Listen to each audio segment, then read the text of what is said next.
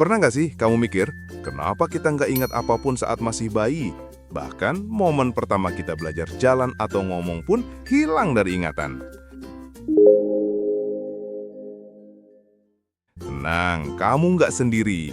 Hampir semua orang nggak bisa ingat masa sebelum usia 3 tahun. Ini fenomena umum yang disebut infantile amnesia. Infantile amnesia adalah kondisi di mana otak kita memang belum bisa menyimpan memori jangka panjang saat masih bayi. Otak bayi sebenarnya sedang dalam tahap perkembangan. Bagian penting seperti hipokampus belum berfungsi penuh. Hipokampus itu kayak harddisk otak. Kalau harddisknya belum siap, memorinya nggak bisa disimpan dengan baik. Sebenarnya bayi bisa menyimpan informasi, tapi memorinya cepat hilang dan sulit diakses lagi saat kita dewasa. Penelitian menunjukkan kemampuan menyimpan memori meningkat saat kita mulai belajar bahasa. Karena bahasa membantu kita menyusun cerita dari pengalaman. Tanpa bahasa, memori kita cuma potongan acak yang sulit dipahami. Anak kecil juga belum bisa mengelompokkan pengalaman dalam kategori, misalnya mana yang penting, mana yang enggak. Emosi juga berperan dalam pembentukan memori, tapi emosi bayi belum sekuat dan sejelas emosi orang dewasa. Saat kita tumbuh, otak mengalami restrukturisasi besar-besaran, seperti renovasi total. Memori lama bisa ikut terhapus.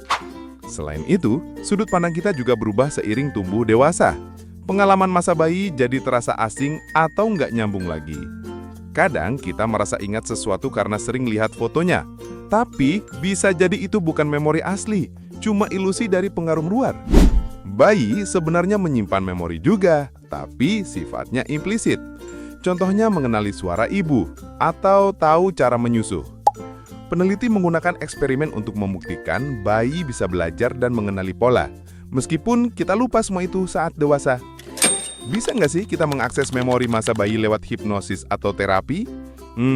Jawabnya belum tentu, dan bisa menimbulkan memori palsu.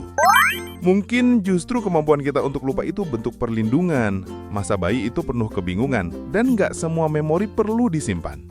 Walau kita nggak ingat masa bayi, pengalaman itu tetap membentuk siapa kita sekarang.